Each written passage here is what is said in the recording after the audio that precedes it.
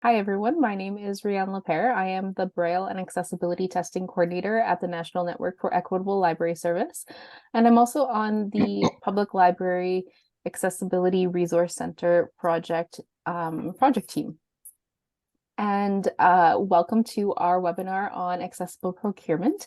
I'm very pleased to introduce our guest speakers today from the Public Library Services branch in Alberta. We have Carrie Anderson and Kim Johnson. And then we have the lovely Letitia Famobani from NELS as well. And with that, our presenters today come from across this land, living and working in what we now know as Canada. We respect and affirm the inherent and treaty rights of all Indigenous peoples, and will continue to honor the commitments to self-determination and sovereignty we have made to Indigenous nations and peoples. We respectfully ask for you to all take a moment to acknowledge the lands on which you reside. And I'd like to note that Kim, Carrie, and I are all living, working, and playing on Treaty 6 territory, the homeland of the Métis Nation, and we are spread out kind of across that territory. And just a couple housekeeping items for today. So to help minimize distractions, we ask you to please keep your microphone muted for the duration of the webinar unless it is your turn to speak. If you are speaking, please keep background noise to a minimum. Please use the chat for questions and other important messages rather than a water cooler. Excessive chat notifications can become quite disruptive for many participants, especially those using screen readers. The webinar will be using the built-in Zoom captions. And please note that this webinar will be recorded and posted to the accessiblelibraries.ca website. We will have a question and answer period at the end of the webinar, but we will stop the recording before the questions. So if you can put your questions in the chat, if they're kind of urgent and timely, we'll answer them during the webinar. But if you can save your questions to the end, we'll also open up the mics at that time for anyone to ask questions as well. With that, I would like to turn it over to Kim to get things started. Or Carrie? Carrie. Well, it's going to be very brief because I'm actually just going to turn it over to Letitia to introduce our session with basically the foundational principle of the presentation. So Letitia. Next slide, please. Thank you, Carrie. So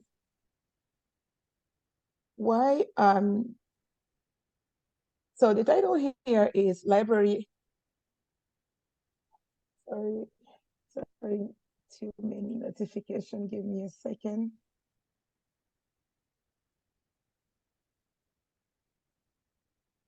Okay, perfect. Thank you.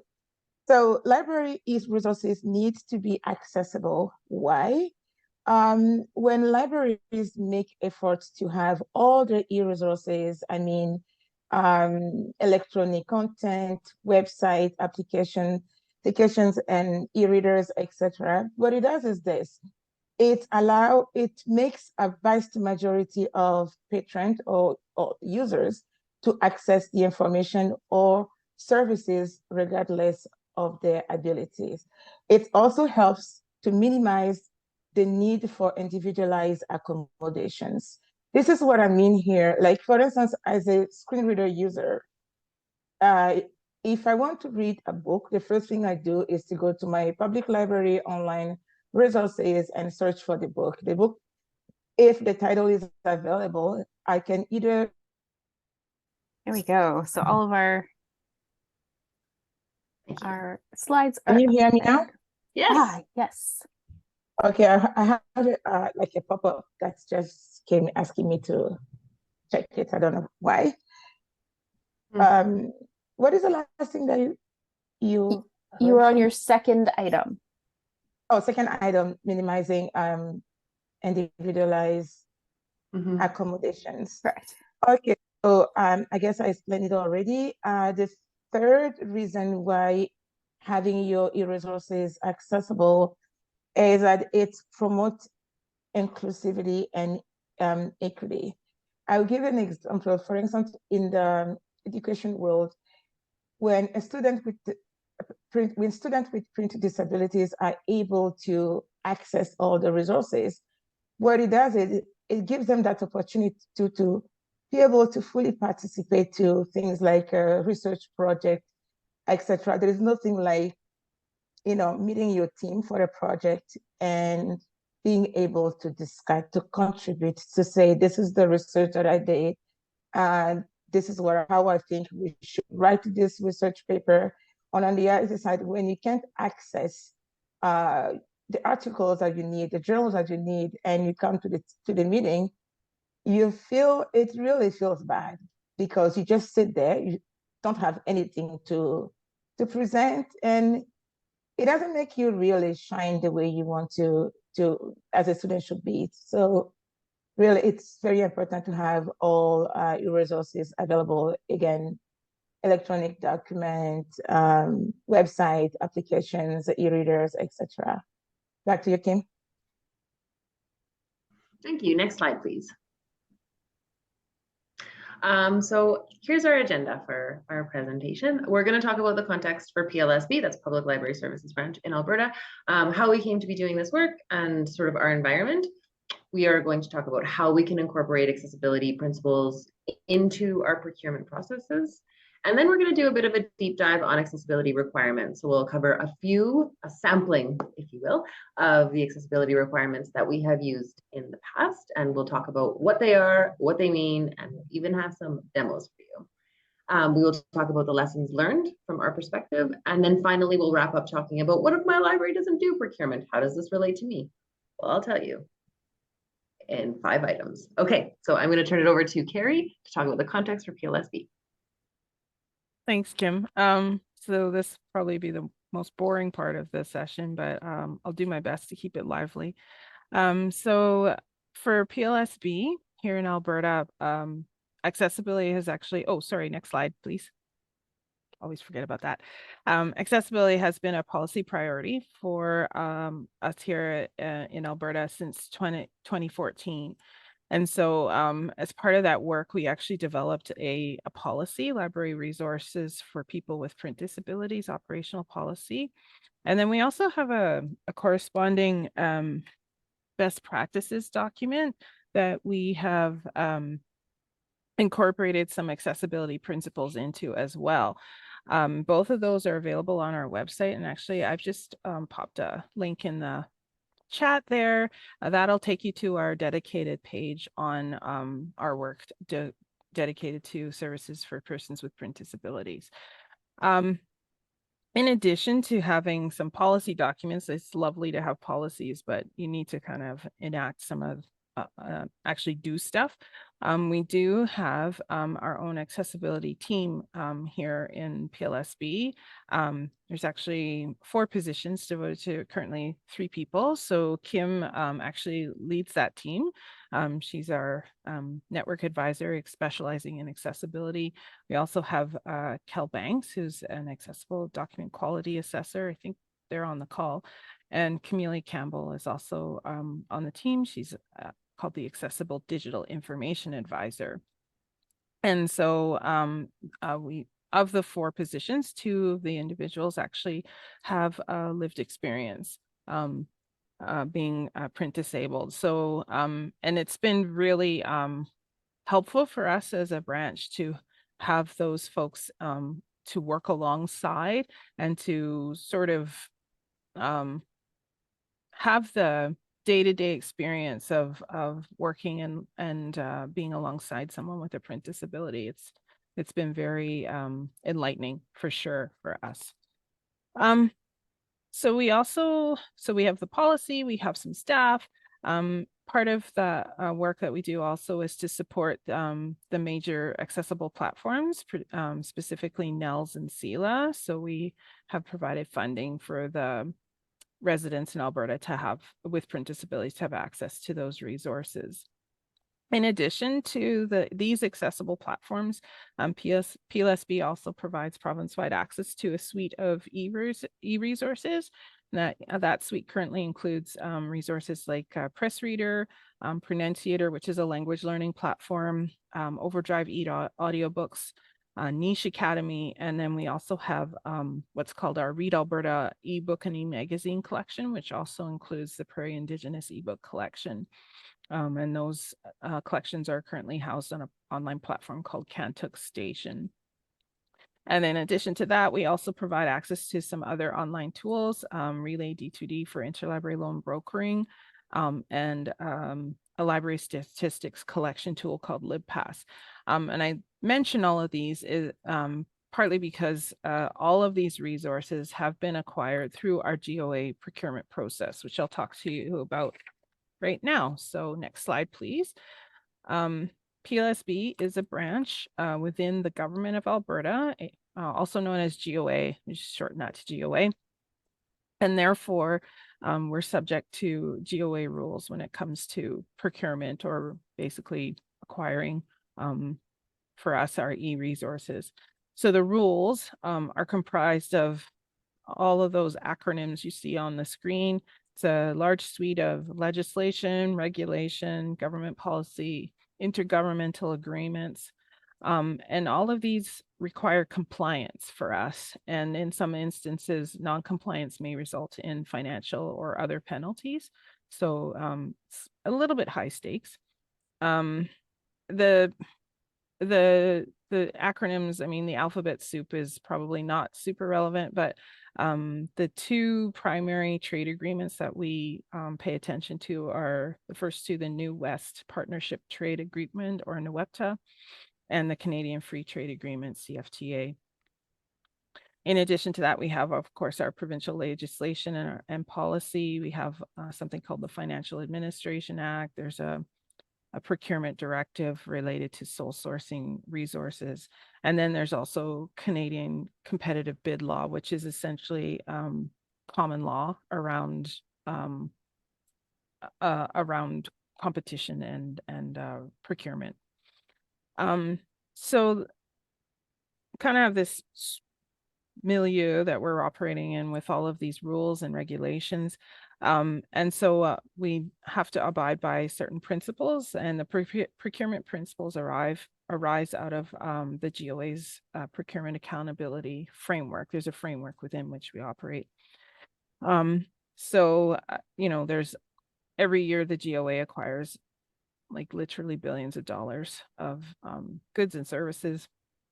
And so to basically reinforce ethical behavior in the acquiring of those resources, and make sure that the process has integrity and ensure value for money, and to meet the requirements of all of the rules, all of our procurements have to be driven by those principles that you see there on the screen: integrity, fairness, and transparency and openness. And what that does is it also creates consistency and discipline across government.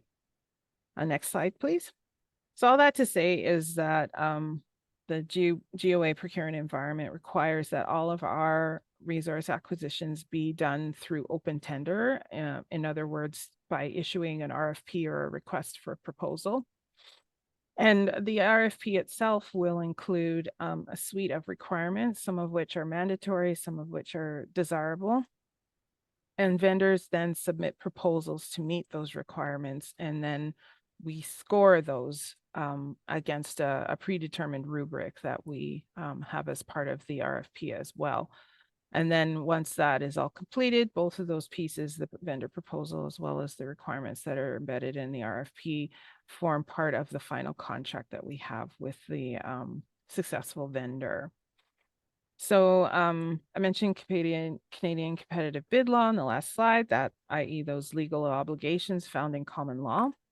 And what that does is it requires GOA and pretty much anybody else that's and in that space, in the competitive bid law space, to comply with 5 major duties. So we have the duty to disclose, and that includes disclosing our evaluation criteria, which is part of the RFP, and it has to be clear and measurable. The duty to reject non-compliant responses. So if I'm not doing it in the right order, but That's the third bullet, duty to reject non-compliant responses. If a vendor's response fails to meet a mandatory requirement, the GOA is required to reject it. So we can't kind of say, it's close enough, we'll take it. If it doesn't meet the requirement, it's out. The duty to conduct a fair procurement process, that's the second one. Kind of pretty clear, make sure that all stages of the procurement are conducted in a fair and transparent manner. Transparency is pretty important. And to make sure that we're ensuring the integrity of the process by avoiding conflict of interest, unfair advantage, or any kind of bias. There's also the duty to award to the winning vendor, which kind of sounds funny, but basically we have to follow through. We do the process, we have the pre-established criteria and a weighting system, and we score everything, and once we have a winner, then we have a duty to proceed to award the contract to that winner. We can't just kind of go through this process and say, oh, we didn't want that guy, he got the highest score, but we don't want him, so forget it. No, we have to proceed. And that's part of being fair. And then finally, there's also the duty to award the contract as tendered. So what the contract is should be consistent with what we say we're going to do in the RFP. So kind of have to say what we're going to do and then do it. So all of this kind of dry, boring stuff about government procurement process does have a point. And that point is to demonstrate that for us, for PLSB, we operate within a pretty restrictive environment. We have a lot of rules and processes to follow. However, we still have been able to find a way to incorporate accessibility principles into and requirements into our process, so that we have been, I think, been able to move the needle with some vendors to ensure that some of our resources have some accessibility. It's not perfect, but have some accessibility features whereby people who need them can actually access those e-resources and not sort of be left on the sidelines, as Letitia described in her description. I believe that's all I'll say for now. I'm going to turn it over to Kim now to talk about the next section. Thank you. Yeah, so I'm going to give kind of a broad overview about how to incorporate and how we've incorporated accessibility principles into procurement, and then we'll actually start talking about those requirements. Next slide, please. So one of the first things you can do, include an accessibility statement. Seems simple, but it's kind of important. And it describes your organization's commitment to accessibility. So I have an example here. This is from our most recent RFP. And actually, I have some of your faces covering it, so I need to minimize. Okay, thank you. So this comes from our most recent RFP, and it is, quote, accessibility is a priority for PLSB. As such, PLSB strives to acquire a solution that has sufficient accessibility features to enable patrons with disabilities to access the available content. I mean, it's very dry in government language, but it's to the point. So it demonstrates our commitment to accessibility. It tells the vendor, we are committed to this, and we hope that you are committed to this. And then we actually point them in the direction in the RFP where they can find the other the accessibility requirements and discussions, so that they can go to those places. And then we ask for the vendor to include their organization's accessibility statement. The next slide, please. And then the requirements. So Carrie sort of mentioned these requirements. When we go to RFP, we're looking to buy something and we need it to do certain things. So we needed to do certain things, and that's where that list of requirements comes from. And we've included specific accessibility requirements as part of the larger suite of requirements, and they are in their own section. We have a fairly lengthy list of requirements that we have included, but yes, we describe specific and measurable, this is important, measurable accessibility requirements. For the electronic resources, we have based our requirements on the Web Content Accessibility Guidelines and corresponding principles. We've also developed them in collaboration with NELS, and they have actually been modified every time we have gone to RFP for a new e-resource. And then we have the vendors actually assess the accessibility of the requirement. So when they're responding to the RFP, when they're putting in their proposal, they say, yes, my product does this. No, it doesn't do this. Yes, it can do this at an additional cost. And doing this actually gives the vendor an opportunity to review the accessibility of the resource and maybe even fix things if they can before the proposal goes in. Next slide, please. And then we do the accessibility testing. So the vendor has put in their proposal. They've said, my thing does this, my thing doesn't do this. And then we verify the vendor's response with accessibility testing. It's important for us to engage people with lived experience who are well-versed with specific assistive technology to perform that accessibility testing. So it is again verifying whether or not the thing actually does what it says it's going to do, if it is accessible or not. And if you are thinking about incorporating accessibility testing into your procurement process, one little tip is make sure you ask for access to the resource for testing purposes. So make this really clear in your RFP or in whatever communication you're putting out there. The vendor needs to know that you will require access and how many sort of testing accounts or demo accounts you will need, how many people are going to be testing their platform, and how long you'll need access for the testing. And yeah, just make sure that you have that right up front. Next slide, please. Okay, so another thing that we can do is ask the vendor to pre-screen their product. So have a vendor run an automated accessibility checker on their product and provide the results in their proposal. So automated testing, we know this doesn't catch everything. It is a complement to manual testing, but it can catch some things, and it can catch some things right at the beginning.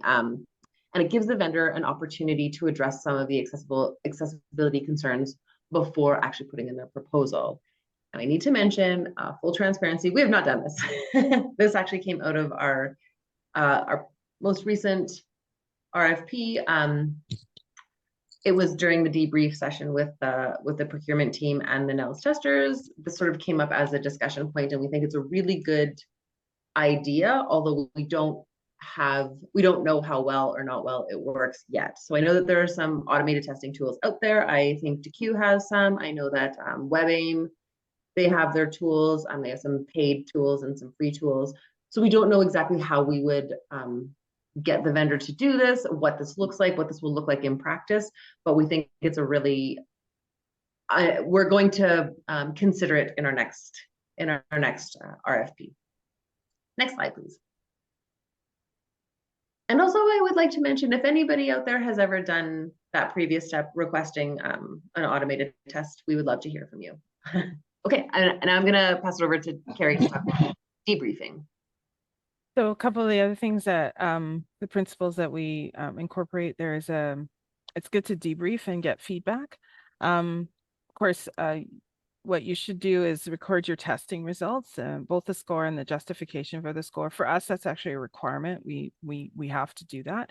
We have to make it clear why we've given a particular score, and what, you know, what was good or what was bad about the various elements. And so those final scores, of course, determine who the successful vendor is. And so you will have some unsuccessful vendors or people that you're not entering into a contract with. If the vendor isn't interested, it's good to have a feedback session. It's a really excellent opportunity to tell them the results of the testing, particularly because for a lot of vendors, at least that we've found, this is very new. And some of the things they haven't thought of before, or they're trying their best. And so if we have kind of some feedback, some information that came out of the testing that we can share with the vendor, I think that's a good thing, and can only benefit the vendor as well as hopefully eventually the print disabled community. If possible, it's good to include the testers in that feedback session. We haven't quite done that yet. Mostly not all vendors are interested in doing a feedback session. We haven't done too many, but the ones that have, I will say that they were pleased and glad to have the feedback. So they are interested in that. So definitely providing that feedback is valuable to them. Next slide, please. Next, what you want to do is once the contract is awarded, you want to build accessibility into the contract. And you use the vendor's responses in part to incorporate that. So kind of they've submitted their proposal. They say, this is what we want to do or what we can do. And you say, great, we'll put it in the contract so that you do it. So there's a couple examples here where if the vendor says that building an accessible feature is on their roadmap, you want to build that into the contract so that they actually do it. A roadmap is not a guarantee that something will happen. But if you're embedding it into the contract, then there is an obligation on the part of the vendor to meet that obligation, or to do what that obligation requires them to do.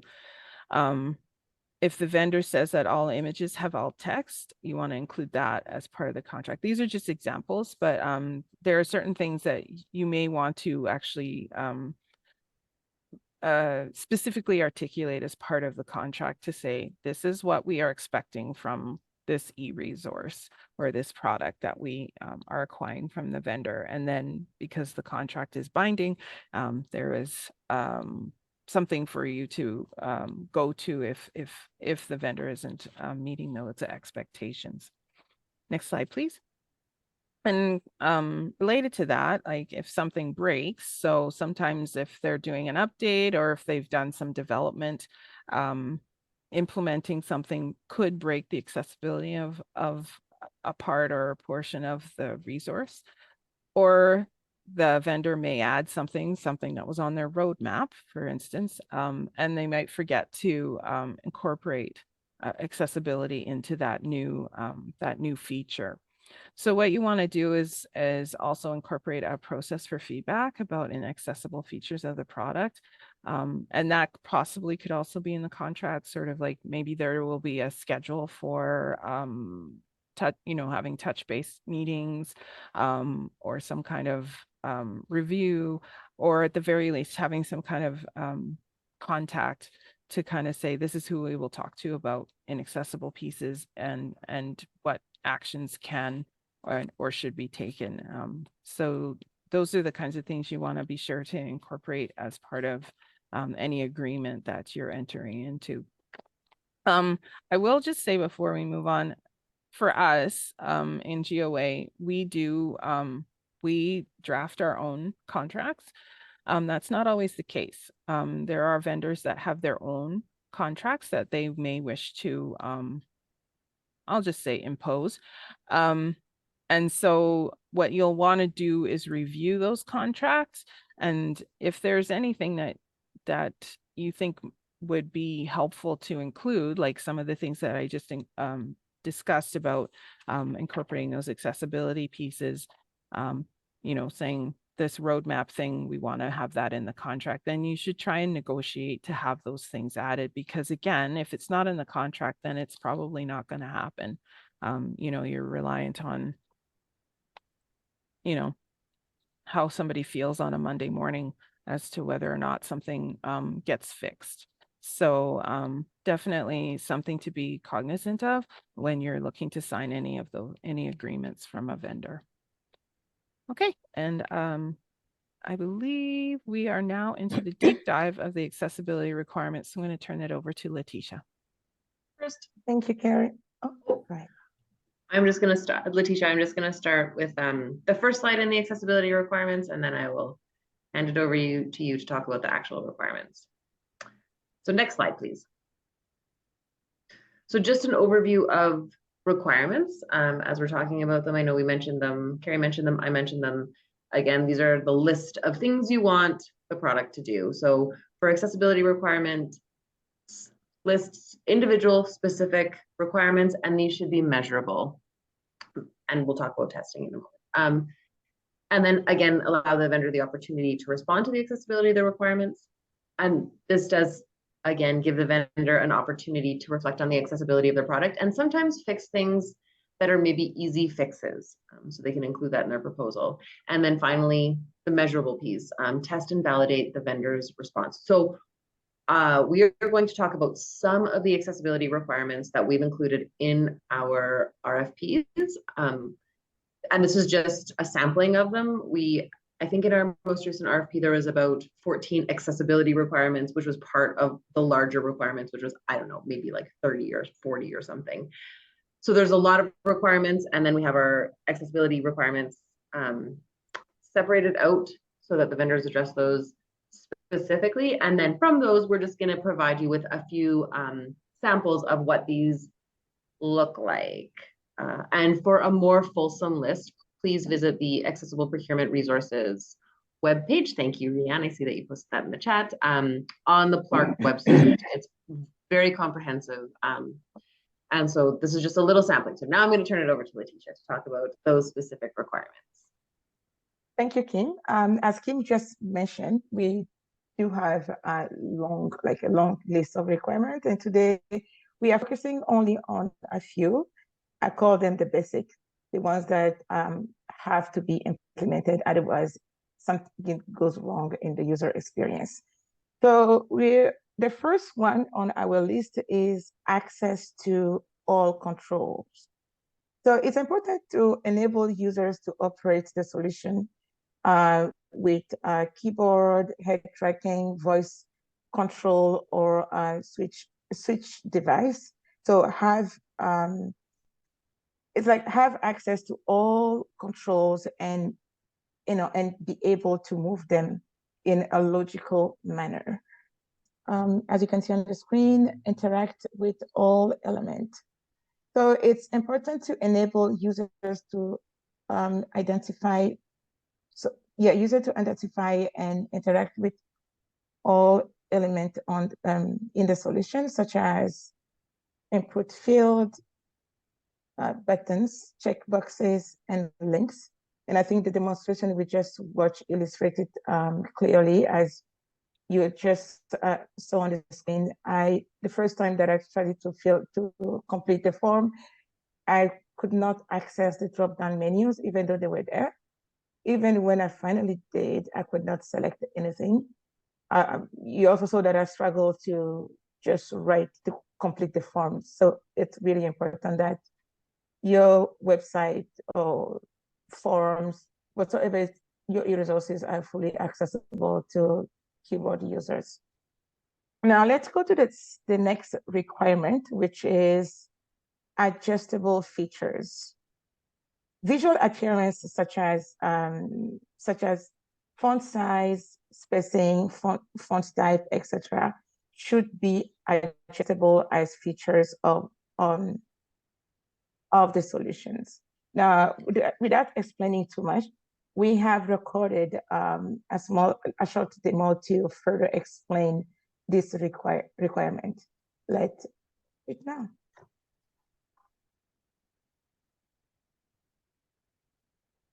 Hi there. So today we'll be looking at iBooks with Apple Zoom. As you can see here, we have it at the 2-page view currently. Let's just zoom that in a little bit for someone with my kind of vision. And you can see that we've made it a little bigger.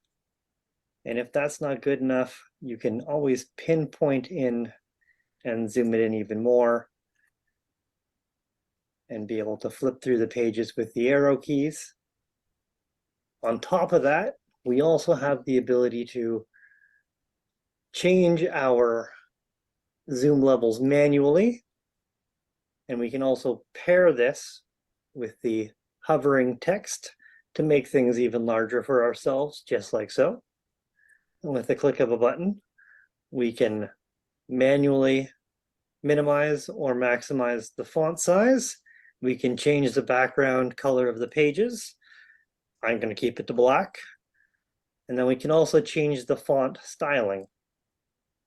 We can think that's safe enough to click on, and you can see the change right there.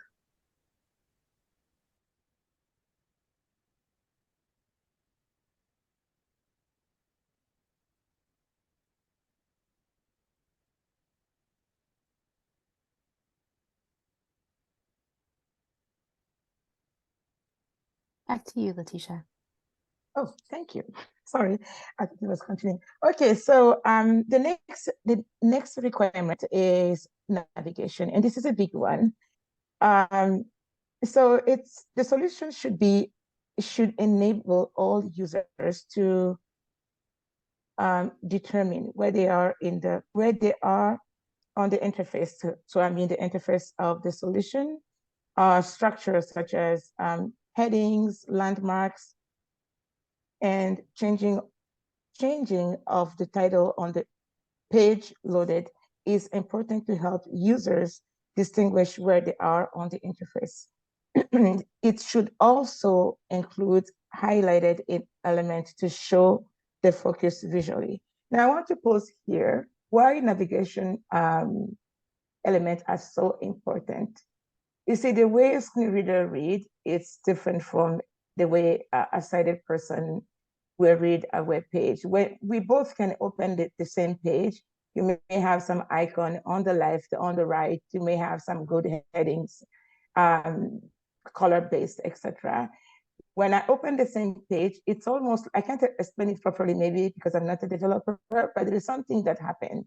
It's almost like the screen reader reorganized the page and read it vertically, top to bottom. So you may tell me, oh, there is this link on the left corner. I will not be able to understand what you mean left corner. I need to know that the link is properly set up as a link. The headings have to be accessible headings in order for me to be able to identify them and use them as a way to kind of scan the page and create a mental map of the page. So if all of these things are not there, what it means is, especially when you have those long pages, I will have to read the entire page until I find what I am looking for, and that's not nice at all. So now let's watch the next recording to show you that talks about navigation features. On a web page, there are a lot of different controls that web designers can choose to use or not use. And some of these controls add visual information to the page, and some of them just give it markup to allow screen reader users to navigate it, and some do both. For instance, headings are something that benefits everybody because it gives the page structure. But the other thing they're useful for is letting screen reader users navigate through the page quickly. So using VoiceOver, I can toggle heading navigation. Headings. And then move through the available headings on the page. Course materials for educators. Heading level 1. So that's a level 1 heading. That's a top level, highest level there is heading that usually headlines the page. If I keep going down by heading. Find materials by subject. Heading level 2. Course packs. Heading level 2. Main. Land. Now, if we stop here and then use the swipe right gesture as I was in the previous demo, we'll actually start navigating from this point onward. Supporting teaching materials. Heading level 3. Bullet. Use and adapt lesson plans. Bullet. Engage students with discussion topics. Let's go find the accessibility heading. Quality. Design. Relevant. Search. Academic. Customize. Accessibility. Heading level 2. So now we can navigate forward from here. Access for all. Bullet. Materials are open to the public and free forever. Bullet. Easily see which materials meet BC campus accessibility criteria. Okay. Another thing you can navigate by is links. This is why it's generally considered bad practice to have link text like click here without explaining what the surrounding text is, because some users will be navigating by links and they won't know what they're clicking here to do. So let's go back to the top of the page and find the course materials by subject heading. Find materials by subject. Heading level 2. Now, if we go to links, we're going to be navigating down by subjects. Academic/career 11 results. Art and design 3 results. Biological/physical sciences 24 results. And I could double tap on any of those links to open the results page for that subject. This is just a quick overview of some of the navigation items that are available. There are a lot more of them, like landmarks and form controls, which are also used well here.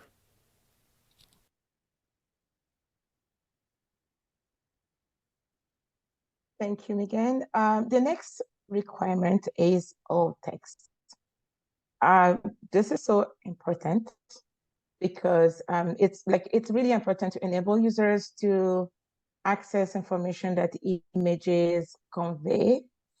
Because if you add images to your, let's say your website, and these images have some meanings, you have to describe them for screen reader users.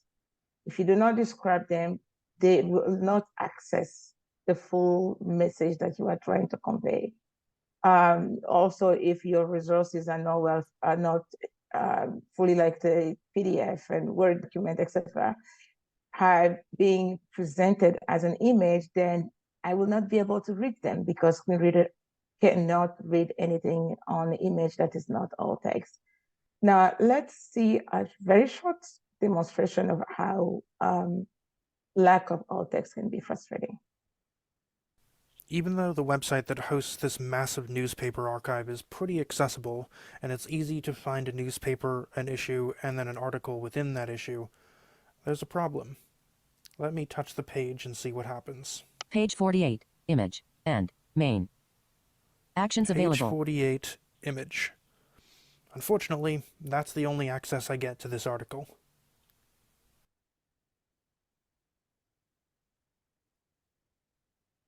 So as you can see, there's an article there. For sure, anyone who can see it will just click and open and read. But for a screen reader user, we can access it, like as my colleague just said. The platform is fully accessible, but then we are not able to, to read the content just because it was presented as an image. Okay, so let's go to the next requirement, which is no separate version. And this is so important. I see this all the time. So it's important to enable all users to have access to the same solution. No, not a different and quote unquote accessible version. Why? There are so many reasons why this is not a good practice. As a person who is blind, I have seen so many of these websites. I've tried so many of them, and I'm not fully satisfied with them. Just like I said, there are so many reasons. The first one is having a separate website. Sometimes having those two websites, you can see some inconsistency in terms of information, update, and new features. There are times where you can tell that they have, the website has updated some features or some information, but it doesn't necessarily synchronize to the other website, the so-called accessible website. So if you rely only on the accessible website, you will miss out. You will not access some information or some update. Also, some of these so-called accessible websites sometimes are so plain. They don't have images. They don't have many other features that the main website has. And as we just saw in the previous slide, alt text is important.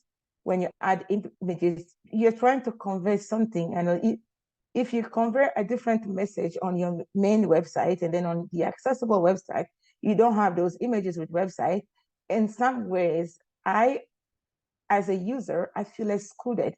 So instead of promoting inclusion, what these separate websites do, they indirectly promote exclusion, because in some ways I feel excluded from the new updates, the new features, the new that images, the message that some images are conveying, etc. The other thing that it does, and I feel very strongly about this one, it's not purposely done. It's not intentional. It's kind of intentionally like promote stigmatization. This is what I mean. By having two different websites, the accessible one, we are indirectly kind of single out a small group of people with disability.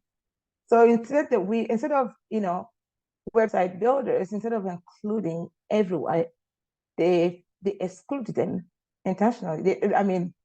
It's not done on purpose, but they exclude them. They send them to a different website And then quote unquote normal or sighted people can use this one and the other ones use the other one. And the last thing I will say here is it gives the impression that accessibility is not a priority. It's kind of an afterthought thing because, okay, I built my website, I've made it so pretty. I don't want to change my, I do not want to change my color-based headings. I do not want to add too much text and all this thing. Let's just build a more, a website for those who can't access these features.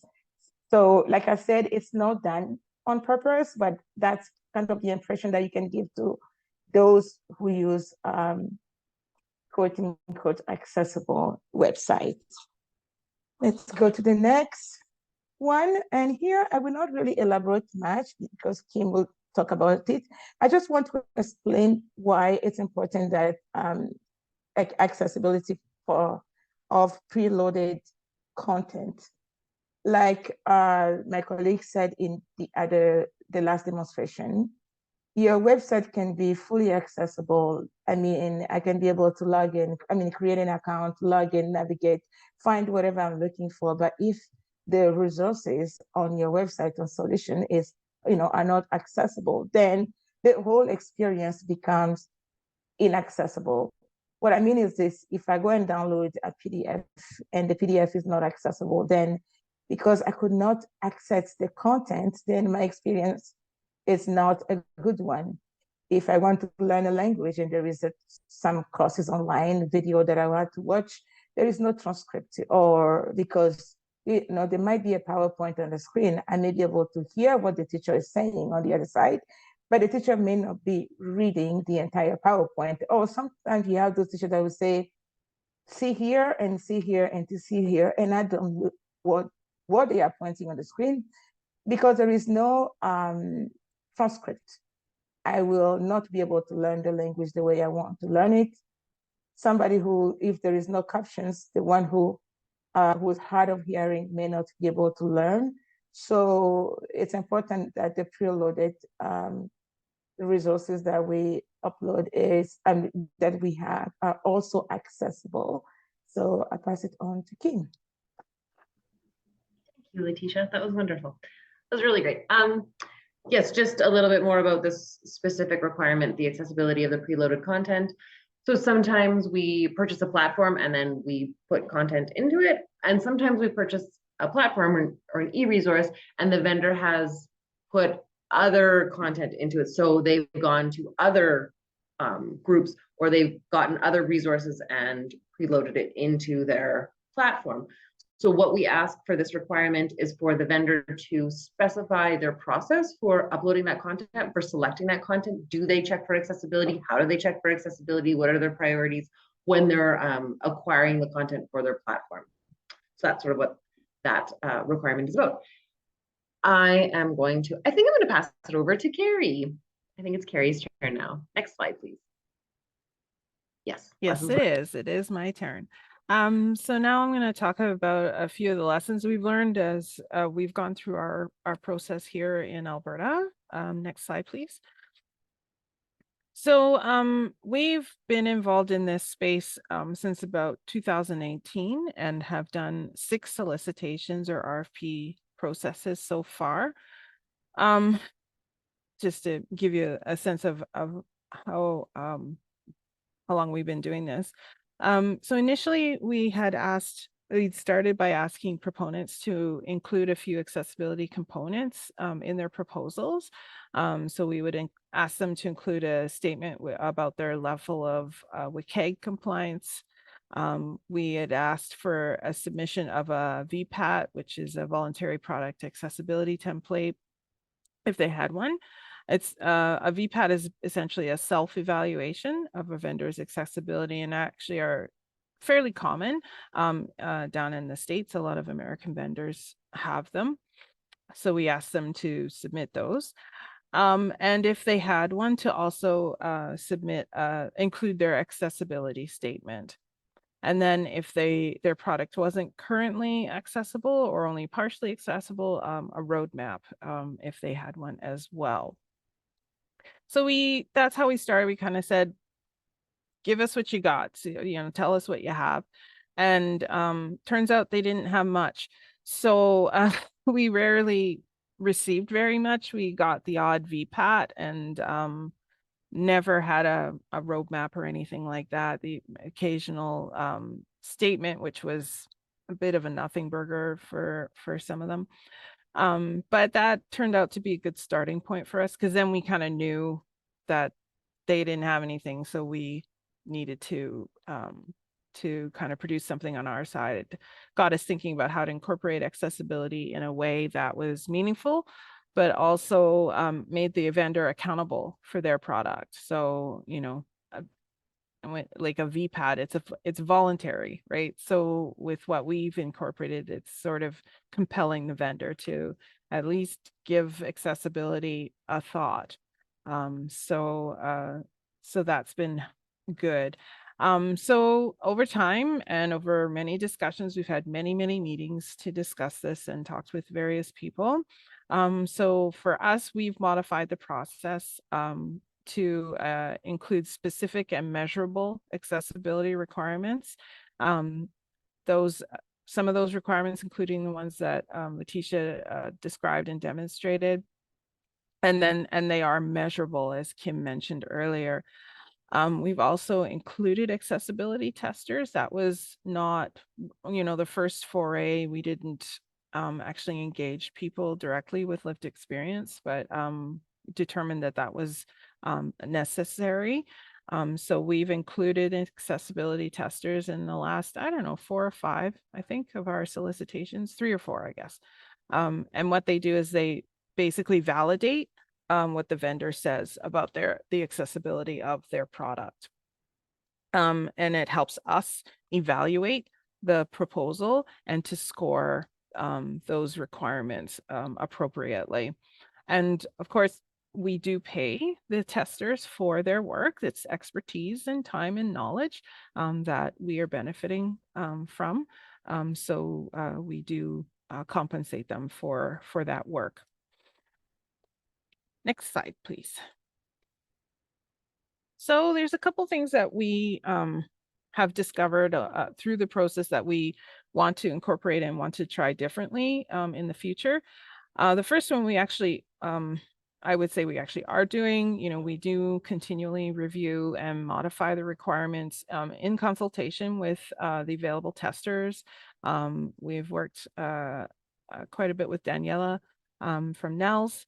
And so that's been an iterative process where we have some requirements, we kind of see where some weaknesses are, or maybe the language hasn't been clear, we haven't described it well enough.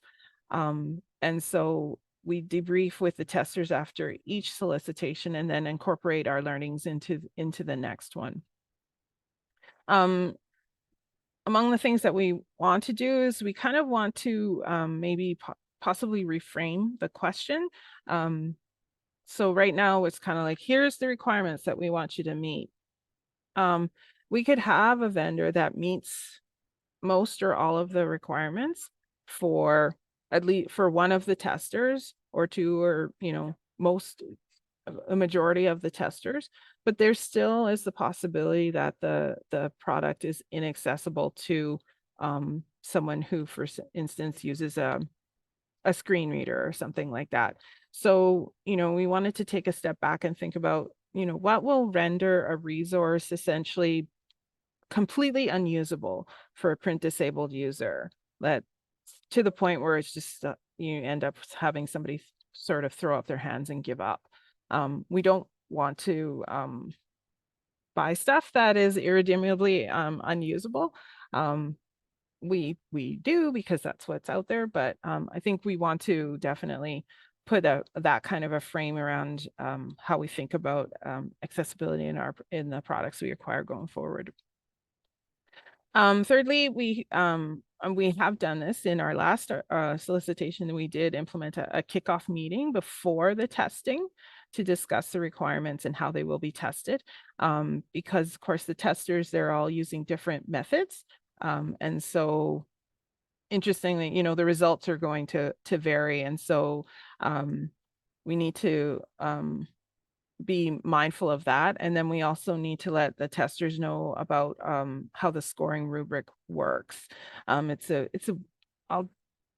It's weird. It's a weird rubric. I'll just say that. And so it's not just kind of like out of 10, what do you think of this? It's a very specific process, and we need to make sure that everybody's on the same page for that.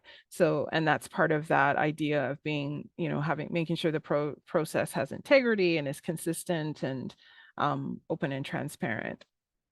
And so we just have that kickoff meeting, and that has proven to be very useful to make sure everybody's on the same page before the testing. It seemed to me the first time we had the accessibility testers, and we didn't do the kickoff, and then we had sort of the consensus meeting to talk about the scoring, and we kind of discovered, oh my, things are all over the place. So it was sort of challenging to get the scoring down to a consensus without that kind of pre-meeting. So one thing we are working on is making sure that the RFP posting and any associated documents that we post with it are accessible. And Lord knows we try. I've drafted documents, and then the problem is they go through many hands internally, and some of those people will modify the document to suit them, and they end up stripping out all of the accessibility components that we've incorporated. So the first time it happened to me, I almost cried. It was kind of like I did all this work and then they just took it out. So that's a work in progress. We know that we need to do it, and we're actually Kim's and the accessibility team are also working on a separate project internally with government to build awareness around making documents accessible. So hopefully that'll help us as we go forward with these documents. And then finally, what we want to do differently is to potentially do that, where we have the vendor pre-screen with the automated accessibility test that Kim mentioned. We haven't done it yet, but that's something that's sort of on the horizon for us. Okay, next slide, please.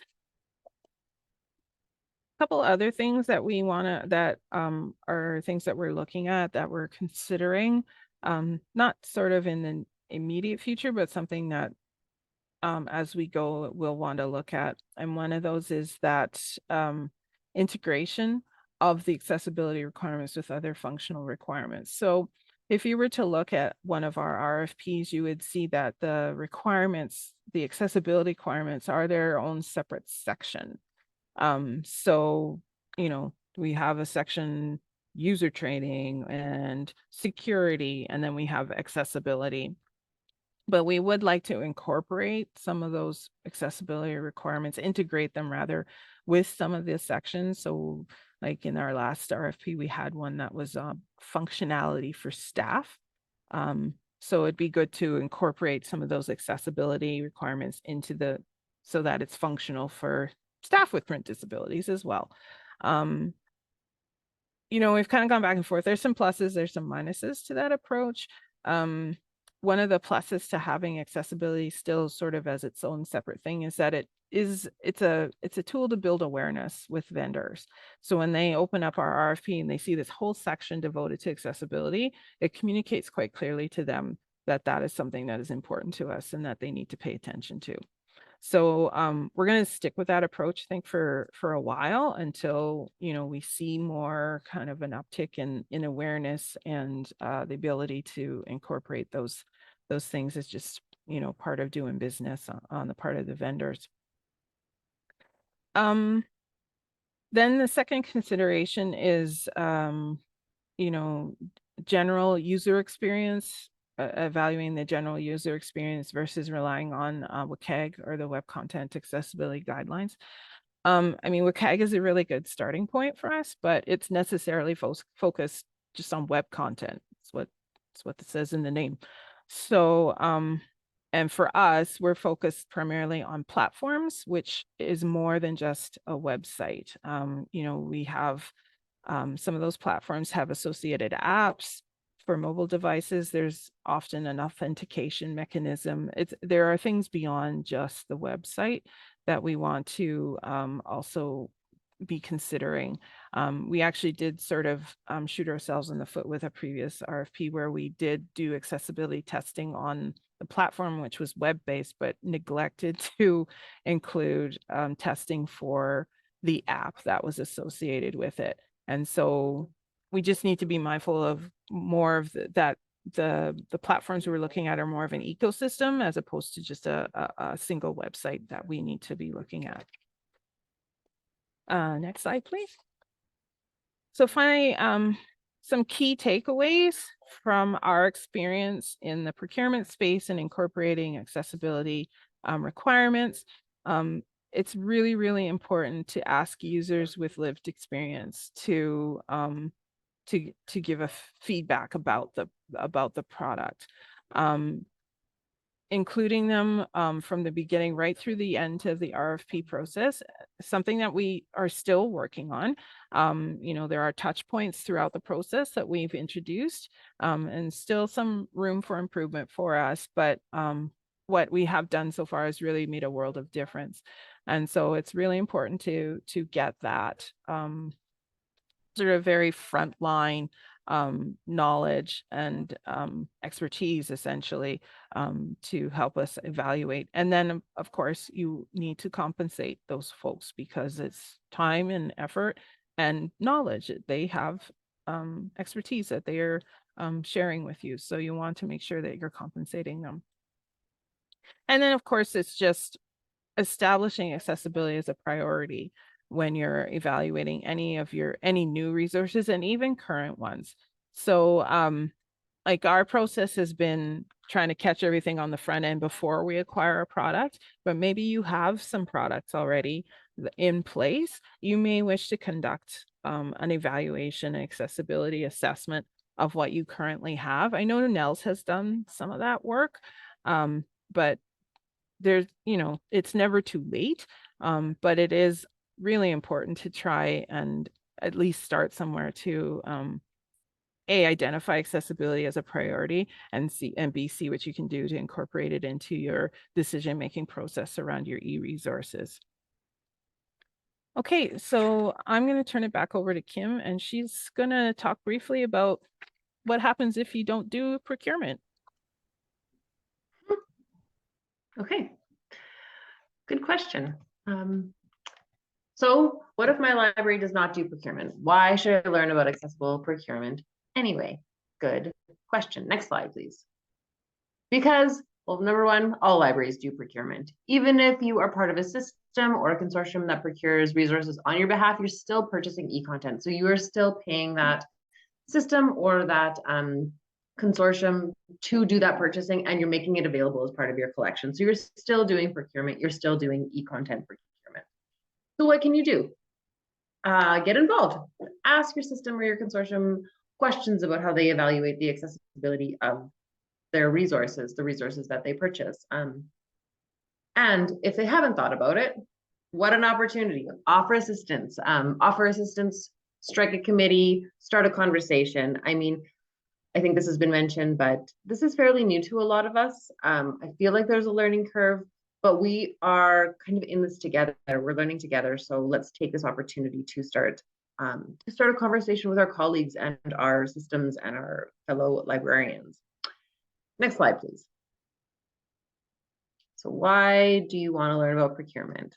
Also, it will make you a better librarian. So understanding those accessible requirements will actually help you better understand accessibility and digital accessibility. You'll be better able to recommend accessible e-resources and know what accessibility features they have and understand what that means. You will also be better equipped to understand accessibility related concerns. So if a patron comes to your library and says, there's an unlabeled button on this platform. You will know what that means. You will get it, and you will be able to articulate it to somebody who can maybe do something about it, like the vendor or your system, or you might be able to start a conversation, but you will be able to better understand patron complaints. And I mean, even if you're not at the point where you're getting directly involved in RFPs or procurement exactly, you can still empower yourself by learning about the accessibility of your e-resources. So Carrie actually just mentioned this, but Nels has been doing this work for a very long time, I think it's about 5 years now. Nels has been testing reading applications and library e-resources and testing the accessibility of them and writing a ton of reports, about them. So if you want to visit the Reading App Reports webpage, it's on the Accessible Publishing site. That's accessiblepublishing.ca. I think Rianne might just have put it in the chat. Great. But then you can see if any of your library resources are there and better empower yourself to know what you have and if it's accessible or not. Next slide, please. And when you're a better librarian, you are better able to provide a good patron experience. So you being able to talk about the accessibility or the lack of accessibility will really help you serve your patrons and really help their experience, make it a better experience going to the library and asking for support or asking for parts of your collection. So for example, if a platform, because you've read the NELS testing reports or you have participated in accessible procurement, that one of your platforms has excellent adjustable features. And a patron, one of your patrons really likes to modify the font size or the color. You can connect that patron directly with that resource.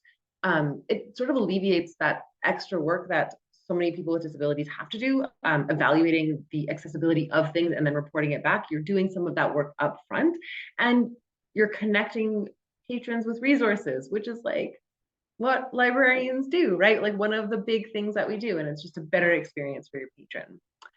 Next slide, please. And finally, thinking about the accessibility of your e-resources, whether you're purchasing them directly or not, it demonstrates your library's commitment to accessibility. So those e-resources, even if you're not purchasing, they're part of your collection, and that collection you're making available to your community. And you want to make that collection as inclusive as possible, right? So thinking about the accessibility of it, it really just demonstrates that you care about the inclusivity of your library and that your library is there to serve everybody. I will say again, please visit the Accessible Procurement Resources page. If you don't know where to start, if you're sort of like, there's a lot of things happening here and I don't totally know where to start with accessible procurement or accessible e-content, just visit the PLARC resources page, the Accessible Procurement Resources page. There's a ton about accessible procurement and accessible e-content. And I mean, start small. Like we all started small. We started small 8 years ago, or however many years ago, just starting to think about this. Just start somewhere. And finally, last slide, or next slide, won't be the last slide, but we're going to end where we started. So I think we can agree that library e-resources need to be accessible to everybody in our communities. And we're just trying to provide one way or show you how we have tried to incorporate that into our own practices and try to make that as meaningful as possible. But we would also, this is an ongoing discussion. We are not where we want to be. So we would love to hear what other people have done, start discussions around accessible procurement, because we will get there one day. We'll get there. I'm sure of it. And that's the end. I guess we'll go to the next slide if there are any questions.